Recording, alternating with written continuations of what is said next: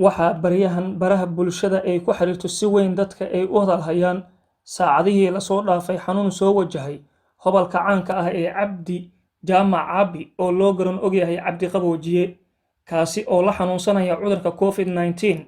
iyadoo dadka qaar ay barahaasi ku soo qoreen in hobalka loo sheegay in waqtiga noloshiisa ugu harsan ay tahay mid kooban. Fanaanka oo isna live ka soo galay aaladda Facebooka isbitaal ku yaala magaalada Oslo ee waddanka Norway oo xaaladiisa caafimaad lagula tacaalayo ayuu bulshada Soomaaliyeed uga codsaday inay cafiyaan isla markaana u soo duceeyaan isagoo tibaaxay in aanu garanayn halka ay nafta gaari doonto. Axmed Cabdullaahi Abu Muhammad oo ka mid ah asxaabtiisa aadka ugu dhow oo aan wax ka weydiinay xaaladda caafimaad ee hadda uu ku sugan yahay fanaanka iyo hadallada dadka ay isdhaafsanayaan baraha bulshada waxa ka jira. aad iyo aad baad mahadsantahay bilowweyn iyo su'aashaad weydiisay horta sidii wada ognahay xaaladda waan la wada soconaa fanaanka haddana sidaad la socoto si hoose cid isku ogaan karto waad ogtahay qofku markuu xanuunkaas ku dhaco dhakhaatiirtu baa la tacaala laakiin sidaanu warbixinta ku hayno iyo ma garanaysaa faamiligiisa iyo dadka ku agri dhow fanaanka waa markii labaad ku dhaca cudurku runtii horta naf waliba goortay baxayso ilaahay baa qoray oo shalay iyo darhaadii ayamahan si la soconay fanaanku ma garanaysaa wuxuu lahaa xaaladaydu aad bay u daran tahay taasuna waxa weeye runtii xanuunkan iyo ma garanaysaa iyo mashaakilkiisa ayaa ma garanaysaa in ka wada dareemi karnaa.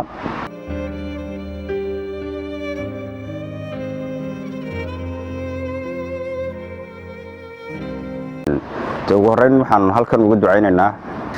qoyska fanaanka oo caruurtiisa qaar ka mid ah uu kula dhacay marka waxaan kala socdaa xaaladda fanaanka waxa weeye si guud inuu cudurkaasu markii labaad haleelay aynu dee uga ducaynayno taana wuxuu kala mid yahay shacabka Soomaaliyeed ee tirada badan sidaan wada ognahay dad badan oo magac iyo maamuus ku leh geyga Soomaalida oo culimadiinkii madaxdii dalka soo hogaamisay dadkii ma garanaysaa waxtarka ahaa adoo qaybaha bulshada kala duwan rag iyo dumarba aad iyo aad markaa dad badan nooga galaaftay waana dee masiibo aan adduunka oo dhan la qabno.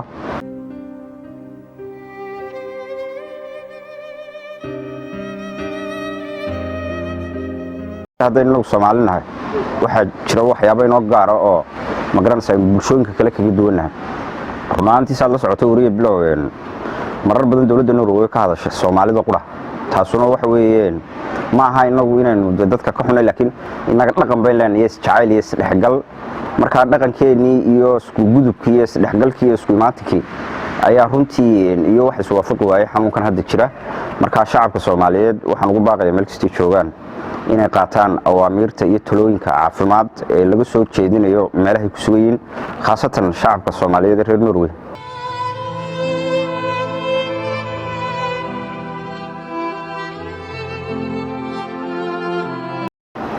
waxaanu ka soo daran celiyay sida dhakhaatiirtu u sheegaan shalay toole in la yiri ma garanaysaa waqtiga waa gabagabo taasuna waxa weeye horta ilaahay baa og goortu ma garanaysaa fanaanku teeniyatiisu way siman tahay fanaanku tiraba dhowr jeer buu ka soo hadlay oo dadka ka codsaday cafis iyo duco marka dhamaanteenba horta waan cafiyeynaa cid marka horeba de maaragtay u maleemaayo in fanaano dadka wuxuu ahaa ma garanaysaa bulshada u adeega hase yeeshee dadka bilaadan baa leeyahay inta ma garanaysaa wax iska jiri karaan waxaanu ka codsanaynaa dhammaan cid kastoo wax ka tabanaysay amba se ma garanaysaa wax ka tirsanaysay inay cafiyaan. Cabdi Qaboojiye isagoo live ku jira xaaladiisuna ay u muuqatay mid quus goyn nololeed ah bulshada waxa uu ka codsaday inay u soo duceeyaan si guudna loo cafiyo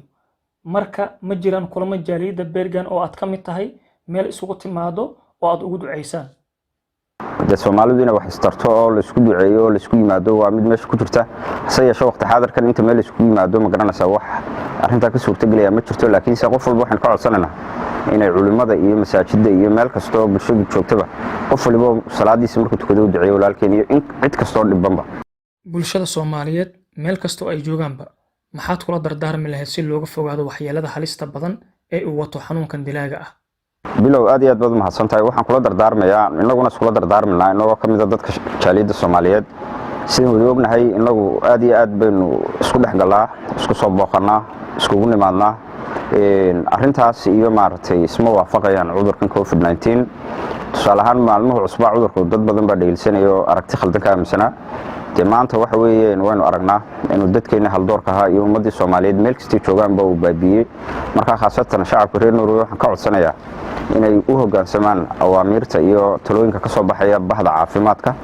qaataan talooyinka isku imaatinka joojiyaan maqaaxiyaadahan maaragtay 10 qof lagu talagalay kontonka ku imanayaan joojiyaan dukaamada maaragtay aynu gaarka u leenahay qofkii ka soo adeeganaya ka soo adeegta laakiin say isku imaatinkan iyo wada sheekaysigan faraha badan leh la yareeyo isku soo wareega xaafadaha maaragtay guryaha la isku imanayo